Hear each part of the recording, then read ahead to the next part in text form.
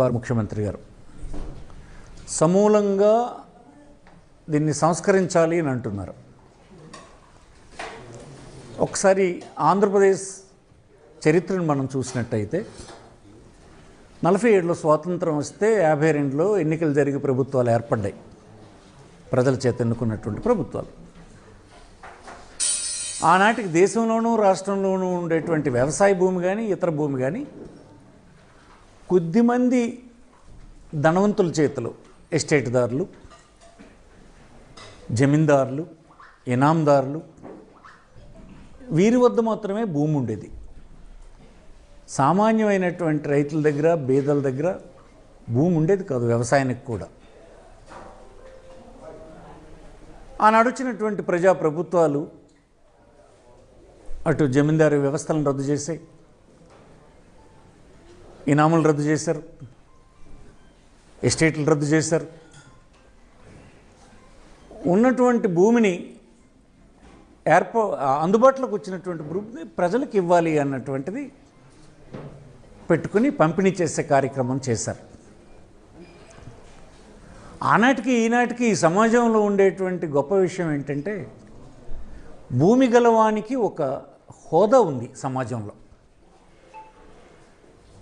ఒకటి ఉపాధి కలిగించడమే కాకుండా అతనికి ఇస్తున్నటువంటి హోదా కూడా భూమి ద్వారా ఇస్తున్నామన్నటువంటి సంతృప్తి ప్రభుత్వాలకు ఉండేది, సమాజంలో వాళ్ళకు లభించేది. ఈ నేపథ్యంలో ఇచ్చినటువంటి భూమి 52 నుంచి 54 వరకు ఇచ్చినటువంటి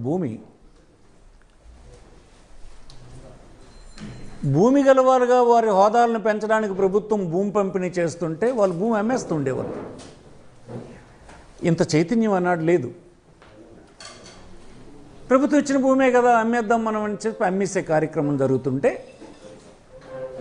మళ్ళీ ఆనాడు పెద్దలు 54లో ఒక చిన్న అమెండ్మెంట్ చేశారు. ప్రభుత్వం ఇచ్చినటువంటి భూమి పొందినటువంటి వ్యక్తి అమ్ముకోవడానికి వీల్లేదు అని ఒక ఆర్డర్ని ఇవ్వడం జరిగింది. అంటే ఉద్దేశం ఏంటి? భూమి ఇవ్వడం ద్వారా హోదా ఇవ్వాలి, అమ్ముకునే హక్కు ఇవ్వాలి. కానీ వీళ్ళు వెంటనే అమ్మేస్తున్నారు. వీళ్ళలో ఉండేటువంటి నిరక్షరాస్యత, బేదరికము, ఆనాడు సమాజంలో ఉండేటువంటి పెత్తందారుల తాలూకా ప్రభావం వలన భూమి ఎవరి దగ్గర ఉండడం లేదు కనుక మనం ఈ నిబంధన పెడదామని చెప్పి ఆ నిబంధన పెట్టి ఆపడం జరిగింది. అయినప్పటికీ కూడా ఆనాడు ఉన్నటువంటి పరిస్థితులు రాష్ట్రంలో ఎంత భూమి ఇస్తున్నా మళ్ళీ అది వేరే వాళ్ళ చేతికి వెళ్ళిపోతున్నటువంటి పని జరుగుతూ ఉంటే సమగ్రమైనటువంటి చట్టం ఆనాడు శాసనసభ 1977లో POT యాక్ట్ని తీసుకురావడం జరిగింది, ప్రొహిబిషన్ ఆఫ్ ట్రాన్స్ఫర్ యాక్ట్. ఈ ట్రాన్స్ఫర్ యాక్ట్ ఏం చెప్తుందంటే సెక్షన్ 1లోనే చెప్తుంది ఎలాంటి క్రయ విక్రయాలు దీంట్లో చెల్లవు, నల్ అండ్ వైడ్ అని చెప్పేసింది. ఆ వెళ్తూ ఈ రాష్ట్రంలో ఉండేటువంటి పేదవాళ్ళకి ఇచ్చిన భూమి ఒకవేళ ఎవరైనా దౌర్జన్యం చేసి లాక్కున్నా క్రయ విక్రయాలు జరగవు, సరే కదా. మళ్ళీ అది ప్రభుత్వం దృష్టికి వస్తే ప్రభుత్వం దాన్ని తీసుకుని మళ్ళీ ఆ లబ్ధిదారుడికి మళ్ళీ పట్టా ఇచ్చేటువంటి ఏర్పాటు ఆ చట్టంలో పెట్టడం జరిగింది, ప్రొహిబిషన్ ఆఫ్ ట్రాన్స్ఫర్ యాక్ట్లో. ఇవన్నీ చట్టాలు కాంగ్రెస్ ప్రభుత్వాలే తెచ్చాయి ఆనాడు కూడా, 77 వరకు కూడా. భూమిని పేదవాళ్ళకు పంపిణీ చేసి తద్వారా వాడి హోదాను పెంచి వాడి ఆదాయాన్ని పెంచి సమాజంలో ఉండేటువంటి తారతమ్యాలు తగ్గించడానికి చేసినటువంటి పెద్ద ప్రయత్నం, సంస్కరణ.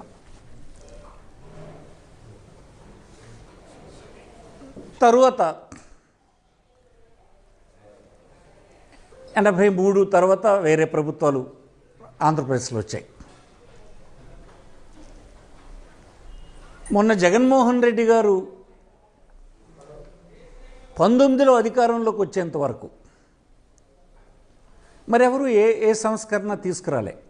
అంటే బీదవాళ్ళ ప్రయోజనాల కోసం భూమికి సంబంధించినటువంటి సంస్కరణ ఏది తేకపోగా భూమికి సంబంధించినటువంటి ఇతర సమస్యలు కోకొల్లలుగా మిగిలిపోయినాయి. ఉదాహరణకు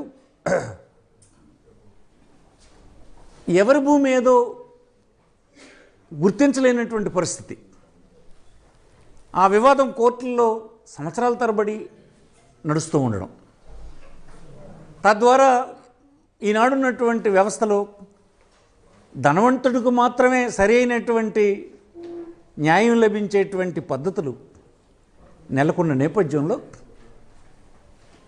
కోర్టుల్లో దశాబ్దాల తరబడి వివాదాలని పరిష్కరించుకోలేక విసిగిపోయి పెట్టుబడి పెట్టలేక కారు చౌకగా భూములు అమ్మేసేటువంటి పరిస్థితి మన రాష్ట్రంలో కూడా నెలకొంది. అనేకమైనటువంటి భూములు ఎవరివో తెలియనటువంటి పరిస్థితి. ఉదాహరణకు చుక్కల భూములు. ఏమిటి చుక్కల భూములు? బ్రిటిషర్సు 100 సంవత్సరాల క్రితము ఈ రాష్ట్రంలో సర్వే నిర్వహించినప్పుడు ఆనాడు భూమి కలిగినటువంటి భూమి కలిగినటువంటి రైతు తెలియకో అమాయకత్వం వలనో ఆబ్సెంట్ అవ్వడం వలనో వారు సర్వే చేసినప్పుడు చుక్కలు పెట్టేశారు ఆ భూమి ఎవరిదో తెలియక. అదంతే, అప్పటి నుంచి మళ్ళీ సర్వే జరగలేదు. చుక్కల భూములని ఆ భూములేమో ఎవరికి హక్కులు ఇవ్వబడలేదు, ఆ ఆస్తి మీద ప్రభుత్వం బ్యాంకులు ఎలాంటి రుణాలు ఇవ్వబడలేదు, అలాగ ఉండిపోయినాయి. అలాగలే లంక భూములు, లంకల్లో ఇచ్చినటువంటి భూములకి పట్టాలు ఇచ్చే పరిస్థితి లేదు. అనాధీనం అనేటువంటి భూములు ఆ ఖాతాలో అనాధీనం అని రాశారు అంతే. ఆ రైతే గడిచిన కొన్ని దశాబ్దాల నుంచి దాన్ని పండించుకుంటున్నాడు, వాళ్ళకి పట్టాలు ఇవ్వరు. ఇలాంటివేవి పేదవాళ్ళకు సంబంధించినటువంటి నిర్ణయాలు మళ్ళీ మధ్యన జరగల.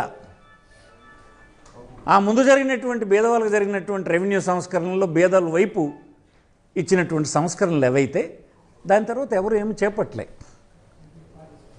19లో ఏర్పడినటువంటి జగన్మోహన్ రెడ్డి ప్రభుత్వం, అంటే మేమందరం క్యాబినెట్లో ఉన్నటువంటి ప్రభుత్వం, మళ్ళీ పెద్ద ఎత్తున రెవెన్యూ సంస్కరణల్ని చేపట్టింది. ఆ చుక్కల భూముల్ని 2019 వరకు నుంచి 12 సంవత్సరాలు అంతకుముందు ఆ భూమిపైన ఉన్నటువంటి రైతులకి పట్టాలిచ్చే కార్యక్రమం చేశాం. ఇది ఒక గొప్ప నిర్ణయం. 100 సంవత్సరాలు పరిష్కరించబడినటువంటి సమస్య జగన్మోహన్ రెడ్డి నిర్ణయం వల్ల జరిగింది. అది ఎవరికి నష్టం? దీనివల్ల ఆ బ్యాంకుల్లో ఆ ఆస్తిని బ్యాంకుల్లో కుదువబెట్టడానికి అవకాశం వచ్చింది, పెట్టుబడి వచ్చింది. ఆ పెట్టుబడి మార్కెట్లో మళ్ళీ పెట్టుబడి పెట్టడానికి అవకాశం వచ్చింది. తద్వారా ప్రభుత్వానికి ఆదాయం వచ్చింది, కొంతమందికి ఉపాధి లభించింది. ఈనాడు ప్రభుత్వం అందిస్తున్న సహాయం వాళ్ళకి అంతూ ఉంది. ఏమిటట ఈనాడు ఉన్నటువంటి ప్రభుత్వానికి అభ్యంతరం?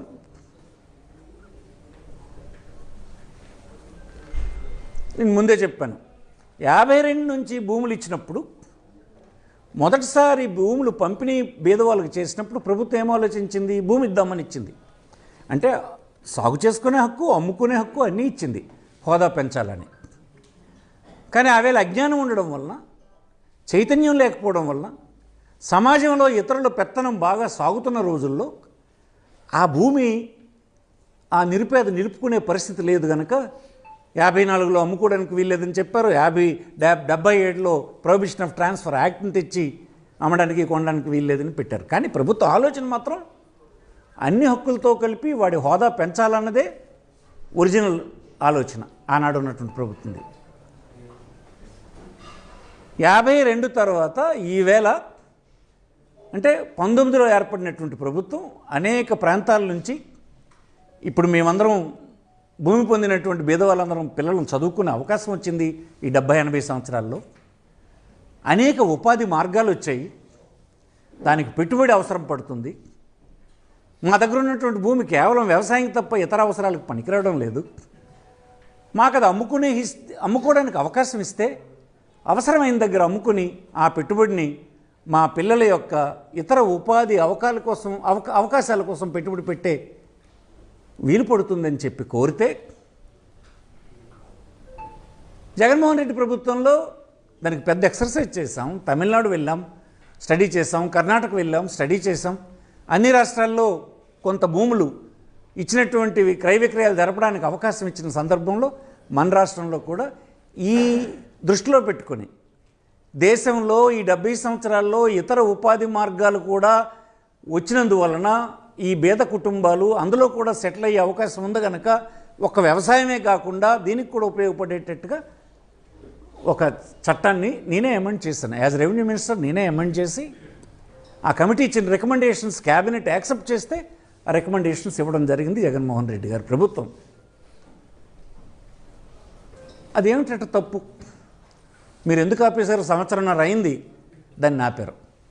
అంటే ఈ రాష్ట్రంలో అప్పుడు కాంగ్రెస్ ప్రభుత్వం, ఇప్పుడు జగన్మోహన్ రెడ్డి, ఇంతకాలం తర్వాత జగన్మోహన్ రెడ్డికి తప్ప ఒక్క రెవెన్యూ సంస్కరణ బీద ప్రజలకు, సామాన్యమైన రైతులకు ఉపయోగపడే ఏ నిర్ణయమైనా, ఏ చట్టమైనా మీ ప్రభుత్వం తేగలిసిందా? మీరే రెవెన్యూ మంత్రిగా చేశారు, ముఖ్యమంత్రిగా 4 సార్లు చేశానంటారు. మీరు చూసుకోండి మీ ట్రాక్ రికార్డు. ఒక్క నిర్ణయం అయినా మీరు బీదలకు అనుగుణంగా చేయగలిసారా? చెప్పండి, చేస్తే చెప్పండి. చేయలేకపోయినారు. ఉదాహరణకు సర్వే, మన రాష్ట్రంలో సర్వే బ్రిటిషర్స్ ఉన్నప్పుడు మాత్రమే జరిగింది. ఏ మాట కామాట బ్రిటిషర్స్ చేసినటువంటి రికార్డు చాలా పర్ఫెక్ట్గా చేశారు. ఆనాడు రోడ్లు లేవు, ఇంత టెక్నాలజీ లేదు, ట్రాన్స్పోర్ట్ లేదు, ఏం లేకపోయినా ఆనాడు అంత చక్కనైన రికార్డు రూపొందించారు. 100 సంవత్సరాలు అయిన తర్వాత కూడా మనం సర్వే కూడా జరుపుకోలేనటువంటి దిక్కుమాలిన పరిస్థితుల్లో ఉంటే మీరు ఇన్నిసార్లు మీరు రెవెన్యూ మినిస్టర్ చేశారు, ముఖ్యమంత్రి చేస్తారు, ఇన్నిసార్లు అవకాశం వచ్చిందన్నారు, చేయగలిసినారా? జగన్మోహన్ రెడ్డి ప్రభుత్వం అత్యుత్తమమైనటువంటి టెక్నాలజీని తీసుకొని సర్వేని బిగిన్ చేశారు. సుమారు 10,000 రెవెన్యూ విలేజ్ని సర్వే కంప్లీట్ చేయడం జరిగింది. మీరు ఆ సర్వే జరిగిన గ్రామంలో వెళ్ళి అడగండి. ఒకటి అరా ఎక్కడైనా తప్పులుంటే రెక్టిఫై చేసుకునే అవకాశం ఆ ప్రాసెస్లో ఉంది. అపీల్స్ ఉన్నాయి, అపీల్స్లో చేస్తారు. మీరు చేయలేకపోయినారు కదా. సర్వే ద్వారా ఈవేళ పర్ఫెక్ట్గా రికార్డు తయారైనటువంటి రైతులను అడగండి. మీరు ఎంత సంతోషంతో ఉన్నారు వాళ్ళు. ఎందుకు సంవత్సరంన్నర మీరు ఇప్పుడు ఏమీ చేయలేకపోయినారు? మీ సంవత్సరంన్నర కాలంలో మీరు చేసింది ఏంటంటే ఇతరుల దగ్గర ఉన్నటువంటి భూమిని లాక్కొని ధనవంతులకు ఇచ్చే కార్యక్రమం చేశారు. మీ చేతిలో పెట్టుకున్నారు భూమంతా. పెట్టుకొని ఇప్పుడు మార్కెట్ వాల్యూస్ని ఇప్పుడు రివైవ్ చేయండి అని అంటారు. ఏం మార్కెట్ వాల్యూస్? ఎవరికి సంబంధించింది? మీ దగ్గర పెట్టుకున్నటువంటి భూమికి ప్రభుత్వం వద్దకు లాక్కొని ప్రజల దగ్గర లేకుండా ఉన్నప్పుడు మార్కెట్ వాల్యూని పెంచి ఎవరికి మేలు చేయాలనుకుంటున్నారు? ఎవరికి మేలు జరిగేటువంటి నిర్ణయాలు ఇవన్నీ? ఒక్క సందర్భంలోనైనా పేద ప్రజలకి, సామాన్య రైతులకి, భూమి గల వాళ్ళకి ఎక్కడైనా మేలు జరిగినటువంటి నిర్ణయం మీరు చేయగలిసినారా? ఎన్ని చేశాము? జగన్మోహన్ రెడ్డి కాలంలో ఆనాడు ప్రభుత్వాలు వదిలేస్తే మళ్ళీ తర్వాత 77 తర్వాత ఒక సంస్కరణ వచ్చిన తర్వాత మళ్ళీ 2020 వరకు ఇన్ని సంస్కరణలు జగన్మోహన్ రెడ్డి చేసిన సంస్కరణలు. అంటే సంస్కరణ ప్రతిదీ కూడా సామాన్యమైనటువంటి రైతాంగానికి, సామాన్యమైనటువంటి భూమి గల వారికి, నిరుపేదలైనటువంటి రైతులకు ఉపయోగపడేవి. అవన్నీ మీరు వక్రీకరించి ఎలక్షన్స్లో ఓట్లు మీరు సంపాదించవచ్చు. కానీ మీరు గుండె మీద చేసుకొని చెప్పండి, ఏ ఒక్క సంస్కరణ అయినా ప్రజలకు సంబంధించి చేయగలిసినారా? చెప్పండి. మీరు ఈవేళ చెప్పండి. ఒక డయాస్ మీదకి రమ్మంటే నేను వస్తాను. మీరు చెప్పండి, మీరు చెప్పిన సంస్కరణ ఏంటి? ఉన్నటువంటి భూమి వ్యవసాయ భూమి నుంచి వ్యవసాయేతర భూమి కింద మార్పు చేస్తే మన దగ్గర రికార్డు లేని అయోమయ పరిస్థితి ఉండేది జగన్మోహన్ రెడ్డి గారు వచ్చినప్పటికీ. అలాగే గ్రామ కంటాలు, దానికి సంబంధించి కూడా ఏ రికార్డు లేకపోతే దానికి ఒక ఫెసిలిటీ మేము వచ్చిన తర్వాత కల్పించినాం. ఒక సర్టిఫికెట్ ఇచ్చి భూమి హోదాదారు ఇతనే అని చెప్పి అతను బ్యాంకులకు పోయినా ఇతర అవసరాలకు పోయినా ఉపయోగపడేటట్టుగా ఒక సర్టిఫికెట్ ఇచ్చేటువంటి అవకాశాన్ని కల్పించినాం. మీరు అధికారంలో ఉన్నప్పుడు అన్ని 22A రిజిస్ట్రేషన్ యాక్ట్లో ఉన్నటువంటి ఒక నోటిఫికేషన్ పెట్టేసి అన్నీ గందరగోళం సృష్టించారు రాష్ట్రం అంతా. మేము ప్రయత్నం చేసాం, చాలా వరకు ఇవ్వడానికి ప్రయత్నం చేసాం. మీరు కేసులు పెట్టి అధికారుల్ని బెదిరించేసినందువలన ఏ ఒక్క అధికారి 22A నుంచి ప్రాసెస్ చేసి ఇవ్వడానికి వీల్లేనటువంటి పరిస్థితుల్లో భయపడిపోయి ఆగిపోయినారు. అన్నీ మేము రిలాక్స్ చేసి ప్రతి జిల్లాలో మానిటర్ చేసినా, ఎంత ఒత్తిడి పెట్టినా చేయలేని పరిస్థితిని క్రియేట్ చేసినారు. ఈవేళ మీరు 22Aలో పెట్టడం అంటే ఏంటంటది, ఆ భూమికి పూర్తిగా ప్రభుత్వ భూమి ఇంట్రెస్ట్ ఉందని చెప్తూ ఏమీ కార్యక్రమాలు జరగకంట. అది ఎన్ని సంవత్సరాలు పెడతారు అలా? ఎంతమంది గగ్గోలు పెడుతున్నారు, ఎంతమంది బాధపడుతున్నారు. మీరు చేసిన ప్రయత్నం ఏంటి? ఇప్పుడు పోనీ ఈ సంవత్సరాలలో మీరు చేసిన ప్రయత్నం ఏంటి? ఏ అధికారి అయినా మీరు చెప్తే ఇచ్చే పరిస్థితిలో ఉన్నాడా? మీకు సెలెక్ట్ చేసుకుని 1-2 రైతుల్ని, 1-2 వ్యక్తుల్ని, రకరకాల చేతులు అన్నీ మారుతున్న తర్వాత అవి చేస్తూ ఉన్నారు. ఇదేనా ప్రజలు కోరుకున్నటువంటి సంస్కరణలు? ఒకటి మీరు చేయలేదు, తెచ్చిన సంస్కరణల్ని అమలు జరుగుతున్నట్టు కూడా చేయలేకపోయినారు. అన్ని అబేన్స్లో పెట్టేశారు. సంవత్సరంన్నర తర్వాత ఇప్పుడు తెల్లారినట్టుగా మీకు 3వ వంతు ప్రభుత్వ కాలం మీద పూర్తయిపోయింది. ఇంకో సంవత్సరంన్నర అయిపోతే ఎన్నికలు 3 వచ్చేస్తుంది. ఇప్పుడు ఇంకా అన్ని సంస్కరణలు చేస్తామని మీరు చెప్తున్నారు. ఏమిటి సంస్కరణలు? భూమి వాల్యూస్ ఒకసారి పెంచారు, మళ్ళీ ఇప్పుడు పెంచడానికి సిద్ధపడుతున్నారు. ఏమి దీంట్లోన ఏమి ప్రయోజనం ఉంది ప్రజలకి? సర్వే ఎక్కడిదక్కడ ఆగిపోయింది. ఫ్రీ హోల్డ్ చేసే కార్యక్రమం ఆపేశారు. అందులో ఉన్న లోపాలు ఏమైనా మీరు చూపించగలరా? ఏదైనా ఒకటి చూపించి, బూత్ చూపించి, మీకు అనుకూలమైనటువంటి మీడియా సాధనాల ద్వారా ప్రజల్లో భయకంపితులను చేసి ఎన్నికల్లో ప్రయోజనం పొందినారు. నేను మళ్ళీ టైటిల్ యాక్ట్ మీద మళ్ళీ నేను మాట్లాడుతాను. సుదీర్ఘమైనటువంటి ప్రెస్ మీట్లో మళ్ళీ మీకు చెప్తాను అది ఎలా జరిగింది, ఏంటి, ఎవరిది లోపం, ఎవరిది కరెక్ట్ అన్నటువంటి మళ్ళీ చెప్తే. ఇప్పుడు ఎన్నికలు ఏం లేవు. కానీ భూమికి సంబంధించి మీరు అనుసరిస్తున్నటువంటి పద్ధతులు చాలా తప్పుగా నడుస్తున్నాయి రాష్ట్రంలో. ఎంఆర్ఓ కార్యాలయాలన్నీ ఎమ్మెల్యేల చేతుల్లోకి వెళ్ళిపోయినాయి. సబ్ రిజిస్టర్స్ని వాళ్ళ కార్యాలయాలన్నీ వాళ్ళ చేతికి వెళ్ళిపోయినాయి. ఎమ్మెల్యే పెర్మిషన్ లేనిది చెక్కులు రాయొద్దని అధికారుల్ని, ఎగ్జిక్యూటివ్ ఆఫీసర్స్ని వాళ్ళని బెదిరించేటువంటి పరిస్థితి జారిపోయింది. మీ పరిపాలనలో చెయ్యి జారిపోయింది. పరిపాలన అంతా వ్యక్తుల చేతుల్లోకి, ఎమ్మెల్యేల చేతుల్లోకి, ఎమ్మెల్యే చెప్పు చేతుల్లో మనుషులకి వెళ్ళిపోయింది పరిపాలన అంతా. ఎవరు చెప్పినా వినే పరిస్థితి ఈనాడు లేదు. ఏ కార్యాలయంకి వెళ్తే ఆ కార్యాలయం మీరు ఏ పార్టీ వాడు, మీ ఎమ్మెల్యే చెప్పాడా లేదా, అక్కడ డబ్బులు ఇచ్చుకునిరా, ఇక్కడ మేము కార్యక్రమం చేస్తామన్నటువంటి స్థితి వచ్చింది. అందుకే ఈవేళ ఒక సర్వే చేస్తే ఆ సర్వేలో మొత్తం మెజారిటీ ఎమ్మెల్యేలు, 80% ఎమ్మెల్యేలు రెడ్ జోన్లోకి వెళ్ళిపోయినారు. ప్రజలను మీరు తక్కువ అంచనా వేస్తున్నారు. ప్రతిరోజు మీ ఎమ్మెల్యేలు తాలూకా స్థితిగతులను గమనిస్తూ ఉన్నారు. ఇదే నా పరిపాలన. 4వసారి వచ్చినటువంటి ముఖ్యమంత్రిగా మీ పరిపాలనలో ఏమిటి గొప్ప ఉందని అడుగుతున్నాను నేను. ఏం లేదు. 1 ఎకరం భూమి ఎక్వైర్ చేసి ఇళ్ల స్థలాలకు ఇవ్వగలిసారా? ఎంత ఇచ్చాడో తెలుసా జగన్మోహన్ రెడ్డి? 30 లక్షల మందికి అవసరమైనటువంటి భూమిని డబ్బు పెట్టుకొని పట్టాలు ఇచ్చే కార్యక్రమం చేశాం. ఆ పట్టాల్లో ఇప్పుడు ఏమమ్ముకుందామని చెప్పి చూసేటువంటి స్థితే స్థానికంగా మీ కార్యకర్తల్లో ఉంది. ఇది నిరోధించే పరిస్థితి లేదు. ఎవరిది క్యాన్సిల్ చేద్దాం, ఎవరికి ఇచ్చేద్దామని చూస్తున్నారు. 12,000 కోట్ల రూపాయలు పెట్టి భూమి కొని 30 లక్షల మందికి భూమి సేకరణించి 30 లక్షల మందికి పట్టాలు ఇచ్చి ఇల్లు ఇస్తే మీరు సంవత్సర కాలంలో 1 ఎకరం భూమి కొన్నామని చెప్పగలరా? ఏమి సంస్కరణలు మీవి? ఏమి కార్యక్రమం మీది? ఏముందని మీ ఇంట్రెస్ట్ లేవు ఉన్నాయి. దానికోసమని మీరు టైం అంతా అటు కేటాయించినారు, డబ్బు అంతా అక్కడ పెట్టుబడి పెట్టేస్తున్నారు. మిగతా జిల్లాలన్నీ నిర్వీర్యమైపోయినాయి.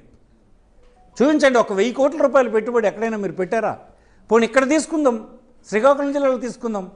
ఏమైంది? వంశధార తాలూకు ఇది చేయగలిసారా? ఎక్కడ ఒక బ్రిడ్జ్ పూర్తి చేయగలిసారా? ఏంటి మీకు 50 సంవత్సరాలు అధికారం ఇచ్చారా? 5 సంవత్సరాలకి సంవత్సరన్నర కాలం పూర్తి అయిపోయిందే. దగ్గర 2,65,000 కోట్లు అప్పు తెచ్చారే. ప్రతి సంవత్సరం 2 లక్షల కోట్ల రూపాయలు బడ్జెట్ ప్రయోజనం ఉందే. మరి 2 సంవత్సరాల తాలూకు డబ్బు 2 లక్షలు 4 లక్షలు ప్లస్ మీరు అప్పు తీసుకున్న 265 ప్లస్ 6,65,000 కోట్లు మా జిల్లాకు వచ్చినటువంటిది 500 కోట్లు మీరు ఏదైనా చూపించగలరా? క్యాపిటల్ ఇన్వెస్ట్మెంట్ పెట్టినటువంటిది 500 కోట్లు మీరు చూపించలేదు. ఆంధ్రస్ రోడ్డు ఆగిపోయింది అన్నారు. మీరు డబ్బు ఇవ్వగలిసినారు ఈవేళకైనా? ఆఫ్టర్ ఆల్ 40 కోట్ల రూపాయల పని, అన్ని విమర్శలు చేసి, అన్ని వార్తలు రాసి, అన్ని ప్రదర్శనలు చేస్తారు. ఈవేళ మీరు పేమెంట్ ఇవ్వగలిసినారా? పూర్తయిందా రోడ్డు? గార దగ్గర బ్రిడ్జ్ పూర్తయిందా? ఎక్కడైనా ఒక నిర్మాణం మీరు చేపట్టి పూర్తి చేయగలిసినారా? ఇక్కడ ఉన్నటువంటి కలెక్టరేట్ పూర్తి చేశారా?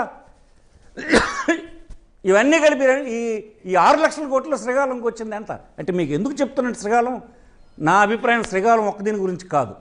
శ్రీకాకుళం అయితే మీరు ఇక్కడ ఉన్నటువంటి వాళ్ళందరూ, ఇక్కడ ఉన్నటువంటి పార్టీ లీడర్స్ కానీ పాత్రికేయ మిత్రులు కానీ అంచనా వేయగలరు ఎలా నడుస్తుందో పరిపాలన, ఏం జరుగుతుందో అన్నది. ఈ సంస్కరణలు మీరేమీ చేయలేరు, మాయమాటలు చెప్పడం తప్ప చేసిన సంస్కరణల్ని భూతద్దంలో పెట్టి తప్పుడు వార్తల్లో మీరు చేస్తున్నారు. ఈవేళ సర్వే ఎంత మంచిది, సర్వే తాలూగా బ్యాక్గ్రౌండ్ ఏంటి, ఐడియాలజీ ఏంటి? గ్రామాల్లో అనేక కుటుంబాలు వివాదాలతో చిదిగిపోతుంటే తనకున్నటువంటి ఆస్తి నిరూపించుకోలేనటువంటి పరిస్థితుల్లో ఉంటే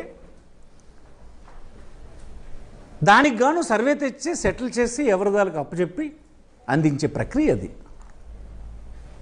5 మిల్లీమీటర్ సెంటీమీటర్స్ కంటే ఎక్కడ తేడా లేనటువంటి టెక్నాలజీని తెచ్చి అమలు చేశాం. ఎందుకు నిలిచిపోయింది? ఈసారి జగన్ ఉన్నట్టు అయిపోయింది, ఇది మొత్తం అయిపోయింది. సర్వే పిల్లర్స్ మీద చిన్న జగన్ బొమ్మ ఉందని చెప్పి భూమి జగన్ తీసుకుంటాడని చెప్పి మీరు మాయమాటలు చెప్పారు. నిజమేనా అది? భారత రాజ్యాంగంలో అవకాశం ఉందా?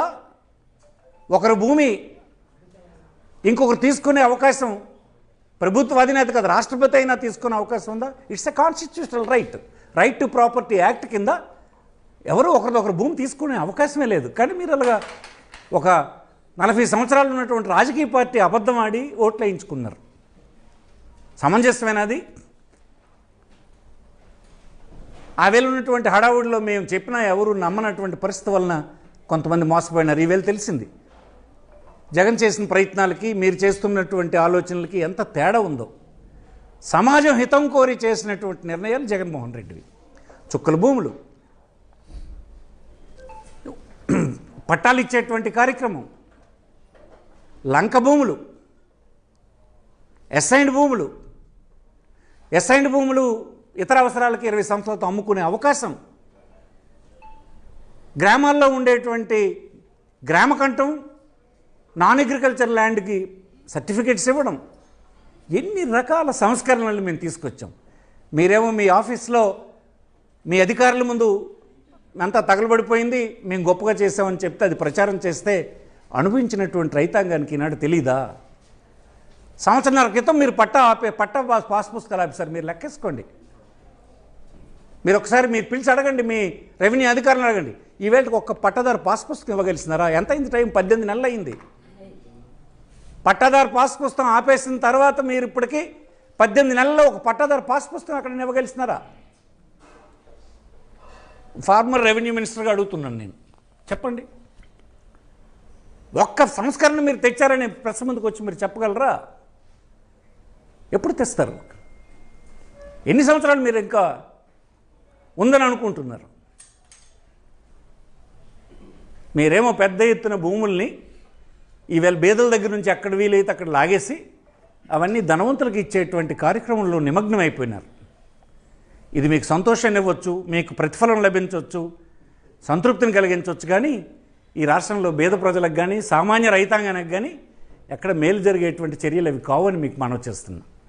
లాగేసుకున్న భూములు లాగేసిన తర్వాత మీరేమో మార్కెట్ వాల్యూలు పెంచి వాళ్ళకి నష్టపరిహారం కూడా అందకుండా చేసేటువంటి కుయ్యక్తులన్నీ కనిపిస్తున్నాయి. చిన్న చిన్న స్వల్పమైనటువంటి నిర్ణయాల్లో కూడా కుయ్యక్తులు కనిపిస్తున్నాయి తప్ప ఏమీ లేదని మీకు మనం చేస్తాం. అన్ని తాలూకా మీరు అసలు గ్రామ పంచాయతీల్లో ఉన్నటువంటి ఇవి చూసారా ఎలా నిర్వీర్యం అయిపోయినాయో?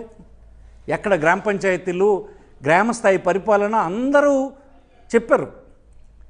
ఊరు వద్దకు పాలన, పాదాల వద్దకు పాలన, గ్రామ పరిపాలన అది ఇదని ఎవరు చెప్పినా ఫైనల్గా జగన్మోహన్ రెడ్డి మాత్రమే నిజమైన పరిపాలన ప్రజల వద్దకు తీసుకురాగలిసినాడు. ప్రతి గ్రామాన కొంత జనాభాకు ఒక సెక్రటేరియట్ని ఏర్పాటు చేసి నిష్పాక్షికంగా మెరిట్ ఉన్నటువంటి పిల్లల్ని రిక్రూట్ చేసి పెట్టి వారి వద్దకు తీసుకెళ్ళాడు పరిపాలన. ఇప్పుడు ఏమైనా మీరు వచ్చారు 1 సంవత్సరం 6 మాసాల్లోనే మొత్తం నీరుగారిపోయినాయి. నన్ను ఎవడు ఆఫీస్కి వెళ్తున్నాడో లేదు, ఆ పిల్లలు అక్కడికి వెళ్ళడం లేదు, లీవులు పెట్టి పారిపోతున్నారు, తప్పుడు పనులు చేయమంటే చేయలేక వాళ్ళు చేతులు ఎత్తేస్తున్నారు, అన్నీ నిర్వీర్యం అయిపోయినాయి. ఆనాడు గ్రామాల్లో ఎక్కడ కరెంటు బల్బులు వెలిగించడానికి ఒక లైన్మ్యాన్ ఉండేవాడు కాడు. ఒకేసారి ప్రతి గ్రామానికి ఒక జూనియర్ లైన్మ్యాన్ని, అసిస్టెంట్ లైన్మ్యాన్ని రిక్రూట్ చేసి ఇవ్వడం జరిగింది. ప్రతి గ్రామానికి ఒక సర్వేర్ని ఇవ్వడం జరిగింది, ఒక వెటర్నరీ అధికారిని ఇవ్వడం జరిగింది, ఒక వ్యవసాయ అధికారిని ఇవ్వడం జరిగింది. అది నిజమైన గ్రామానికి సంబంధించినటువంటి పరిపాలన. మీదంతా ధనవంతుల సేవ చేస్తున్నారు, ధనవంతుల పళ్ళకి మోసే పని చేయండి. అది కూడా మీరు అభివృద్ధిలో భాగమని మీరు నమ్ముతున్నారు. అది ఒక్కటే అభివృద్ధిలో ఈ రాష్ట్రం ముందుకెళ్తుందని చూపించాలనుకుంటున్నారు. అది కాదన్నది ప్రజలు తీర్పు ఇవ్వబోతారని మాత్రం మీకు ఈ సందర్భం మనవి చేస్తున్నాం. ఇప్పటికే మీ ఆగడాలు ఈ జిల్లాలో చెప్పండి, ఇసుక వెళ్ళిపోతుంది, ఇష్టానుసారం వెళ్ళిపోతుంది ఇసుక. ఎవరు ఆపగలిశారు? చంద్రబాబు గారు మీడియా ముందు కూర్చుంటే అసలు నీతి గురించి, నిజాయితీ గురించి, గొప్ప పరిపాలన గురించి మాట్లాడుతూ ఉంటారు. మీరు ఏ లారీ పట్టుకొని ఆపండి, ఎంత యథేచ్ఛగా దర్జాగా బ్రిడ్జిలు రివర్లోనే వేస్తే వెళ్ళిపోతుంటాయి. ఇవి ప్రజలకు కనిపించలేదు అనుకుంటున్నారా? ఎవరి వీళ్ళంతా ఎమ్మెల్యేలు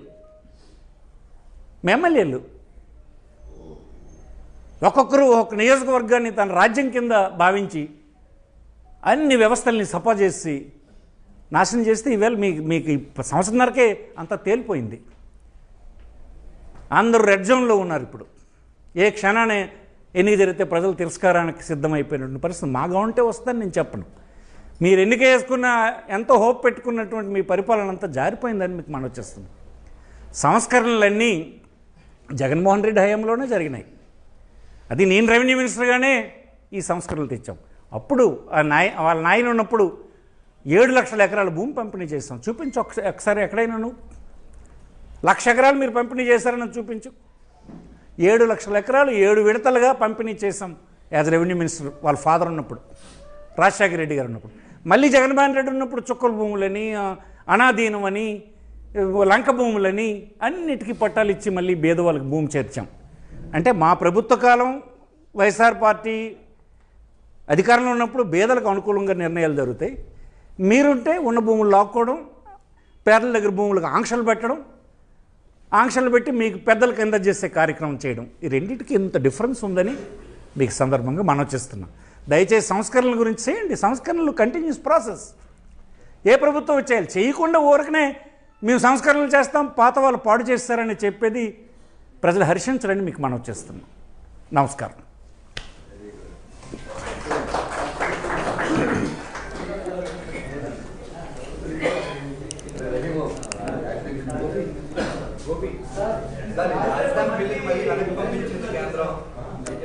వన్ ఆఫ్టర్ వన్ ప్లీజ్. రాజధాని బిల్లుని కేంద్రం పార్లమెంట్ కూడా వెనక్కి పంపించింది, మళ్ళీ నోటిఫై చేయకుండా. అమరావతి మళ్ళీ నేను ఒక పర్టికులర్ సబ్జెక్ట్ మాట్లాడడానికి వచ్చాను. నేనేం స్పోక్స్ పర్సన్ కాదు. నేను ఓన్లీ ఫార్మర్ రెవెన్యూ మినిస్టర్గా మాట్లాడాను. నాకు అవన్నీ తెలుసు కనుక, చూశాను కనుక టీవీల్లో నేను మాట్లాడడం ధర్మం, వాస్తవం ఏంటో ప్రజలకు చెప్పాలని వచ్చాను. అందుకోసం దీనికి సంబంధించినవి ఏవైనా అయితే ఈజీగా చెప్పగలుగుతాను, మిగతా అయితే స్టడీ చేసి మాత్రమే చెప్పగలను.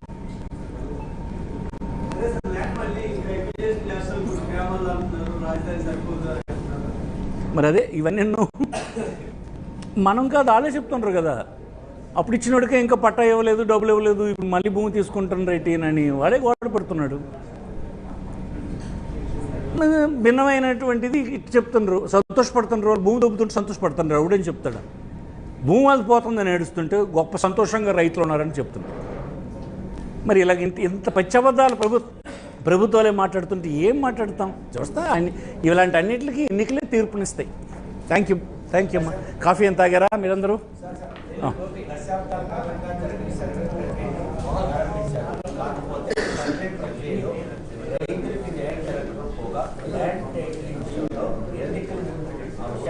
సర్వే వేరు, ల్యాండ్ టైటిలింగ్ యాక్ట్ వేరు, రెండు చట్టాలు. అసలు దశాబ్దాలు కాదు, మన ప్రభుత్వాలు ఏర్పడిన తర్వాత మరి చేయలేదు, బ్రిటిషర్స్ తర్వాత. ఇవన్నీ ఎలక్షన్లోనే రాజకీయ ప్రయోజనాల కోసం అలాంటి మంచి కార్యక్రమాలన్నీ పోండి, రాజకీయాలతో ప్రభుత్వాలు ఏర్పడ్డాయి, ఆ తర్వాత కంటిన్యూ చేయొచ్చు కదా. అది కూడా చేయలేదంటున్నాను నేను. సర్వే ద్వారా ప్రయోజనం పొందిన మీరు బెనిఫిషరీని ఎవరైనా అడగండి, అడిగితే చాలా పర్ఫెక్ట్గా చేసి మాకు రికార్డ్ ఇచ్చారు. అంతెందుకు, ఈవేళ ఒకరు భూమి ఒకరు రిజిస్టర్ చేసుకునేటువంటి సందర్భం ఉండేది మన దగ్గర. మేము తీసుకొచ్చిన సంస్కరణ అది. రిజిస్ట్రేషన్ జరిగిన నాడే మ్యుటేషన్ జరగాలి అన్నది.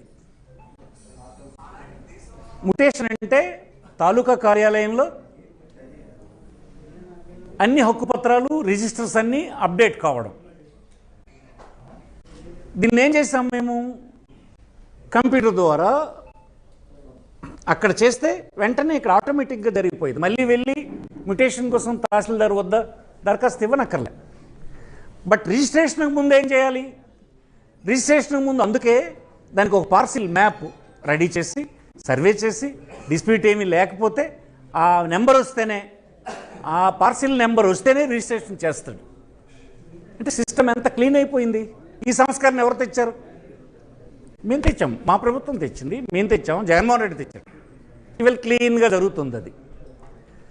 ఒక మండల మెజిస్ట్రేట్ ఈవేళ ఎలా తయారు చేశారంటే, మండల మెజిస్ట్రేట్ని, తహసీల్దార్ అంటే మండల మెజిస్ట్రేట్, కలెక్టర్ డిస్ట్రిక్ట్ మెజిస్ట్రేట్, అలాంటి మెజిస్ట్రేట్ని ఈవేళ ఎంత దిగజార్చారంటే ఎమ్మెల్యేలు గుప్పిట్లో పెట్టుకొని తప్పుడు పనులన్నీ వాళ్ళ చేత చేయించాలని ప్రయత్నం చేస్తున్నారు. ఏదో ఒకరోజు ఆంధ్రప్రదేశ్లో ఉన్నటువంటి ఉద్యోగులందరూ తిరుగుబాటు చేసే రోజు రాబోతుందని ఈ సందర్భం మనవి చేస్తున్నాం.